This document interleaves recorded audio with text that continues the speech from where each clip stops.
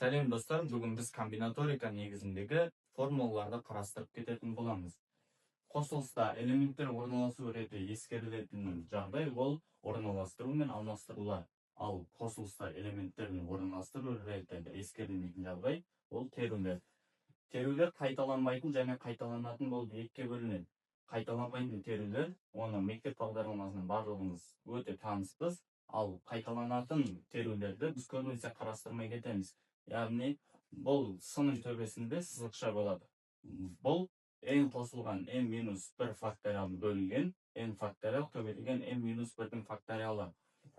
Орналастырулар қайталанбайтын және қайталанатын болып екіге бөлінеді.